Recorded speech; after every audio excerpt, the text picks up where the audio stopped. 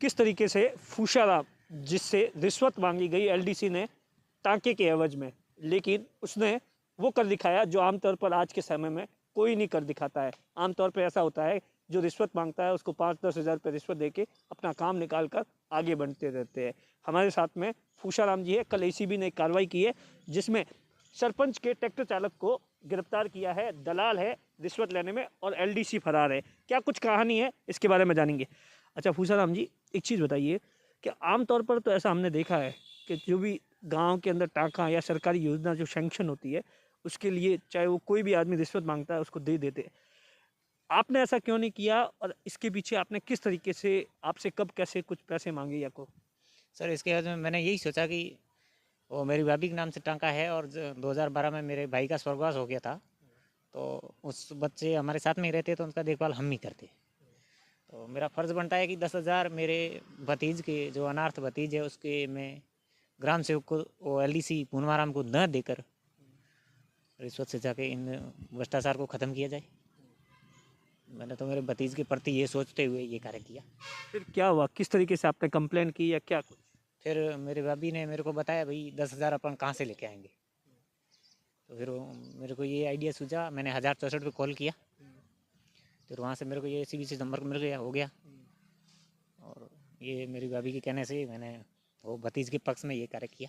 अच्छा, फिर आपने एसी में कब आए, आपने कब परिवार दर्ज करवाया, क्या कुछ बताया एसीबी को कि किस तरीके से कौन कौन रिश्वत मांग रहा है, कौन कौन लोग थे?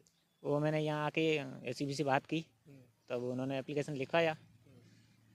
फिर वो जो एलडीसी है उसने बोला वो बार बार संपर्क करता नहीं है, कॉल पे संपर्क करता नहीं है, व्हाट्सएप पे वॉइस कॉल करता है। और उसके उसके बाद में उसने बोला मेरे से बात नहीं करना, कंवराराम से बात करना जो है वो। फिर उससे एक बार फिर से मैंने बात किया, 2 हफ्ते उसने भर दी, 15-15 दिन की। उसके बाद में उसने बोला अभी तेरा वो रोक दिया काम मेरा, उसने नाम चढ़ाना बंद कर दिया। तो मैंने उसको बोला सर वो अपने नाम चढ़ाए नहीं चढ़ाए, तो उसमें स्पष्ट बोला नहीं मैंने नहीं चढ़ाए। मतलब क्या नहीं चढ़ाए? वो तेरे को, मेरे को धमकाया, धमकी से बोला कि तेरे को बोला है नहीं कंवराराम से बात कर ले।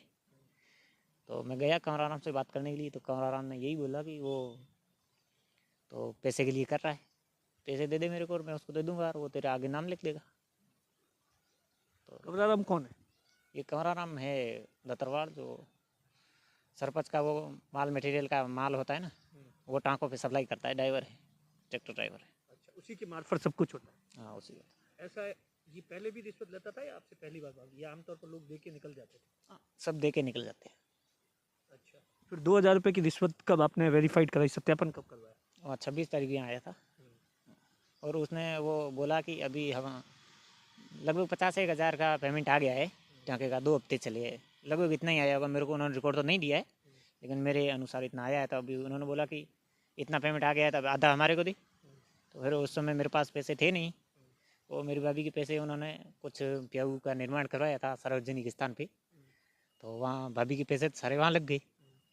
तो फिर 2,000 रुपये कुछ लेके आया था मैं, वो मैंने कंवराराम को दिए और बोला कंवराराम 15 तारीख तक नाम 16 को लिखे जाती है, तो 15 तारीख तक को टोटल 5,000 देने हैं, तो 3,000 और दे देना। और मैंने बोला 15 तारीख को और दे दूंगा, तब उसको 16 तारीख को तो उसको बोलना नाम लिख दी। और बाद में 5,000 रुपये और लेंगे, वो 80,000 पेमेंट आ जाएगा, तब और 5,000 दे देना, बाकी वाला पेमेंट हो जाएगा। और उसने बोला वो लास्ट में 5,000 रुपये दे रहा है ना, उस समय भले 4,000 दे देना, घर के हिसाब से सेट कर देंगे उसको। 1,000 रुपये डिस्काउंट किया? डिस्काउंट किया। अच्छा, फिर कल क्या हुआ? कल तो ये सर हमारे साथ में ही थे और उन्होंने वो रंगे हाथों वाले रंगीन नोट लेके गए थे, तो 3,000 उसको 15 तारीख को देने का बोला था, तो कल 15 तारीख को उसको दिए 3,000 रुपये। अभी इन्होंने उसको रंगे हाथों गिरफ्तार कर लिया। गांव वालों ने विरोध भी किया?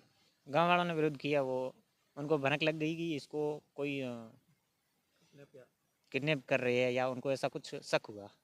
तो गांव वालों ने सरपंच के कहने से, सरपंच थोड़ा दूर था, तो सरपंच ने बोला कि गांव में वो रास्ता रोक के, तो फिर उन वहाँ लोगों ने रास्ता रोक दिया। फिर समझाइश करने के बाद में उन्होंने रास्ता छोड़ा। पैसों में कौन कौन हिस्सेदार होते हैं? ऐसा है कि वो अकेला ही है या कोई और भी? तो इस समय सर देखो, मेरे से तो वही मांग रहा है, लेकिन वो ऊपर तक वो मिली जुली सरकार होती है, मतलब मेरा आइडिया है, ऐसा ही नहीं तो अकेला थोड़ा ही लेता है। अब वो एलडीसी फरार हो गया। एलडीसी उस समय उसको भनक लगती वो फरार हो गए। क्या कुछ कहना चाहेंगे बाकी लोगों से जो आमतौर पर इस तरीके की रिश्वत दे के 10,000 5,000 रुपये 15,000 रुपये निकल जाते हैं, उनसे क्या कहना चाहेंगे, क्या तरीका बताएंगे आप? 1064 है ना, उससे संपर्क कर दिए निःशुल्क। टोल फ्री नंबर है, होती है सर, हुई है ना, ये हो रखी है। अब देखिए कि एक विधवा के लिए सरकार ने टाका सेशन किया, लेकिन उस पर भी जो भ्रष्टाचारी थे उन्होंने कुंडली मार दी और रिश्वत मांगी। लेकिन फूसाराम ने एक जाबाजी दिखाते हुए इसकी कंप्लेन एसीबी में की और आज दलाल सलाखों के पीछे चला गया है। हालांकि एलडीसी भी कुछ ही दिनों में जरूर सलाखों के पीछे चला जाएगा। इसी तरीके से अगर जो आपसे भी कोई रिश्वत मांगे तो 1064 पर कॉल कीजिए और उसके खिलाफ जरूर कार्रवाई कीजिए। कैमरे के पीछे भेराराम जाट है, मैं आपका साथी दिनेश बोहरा।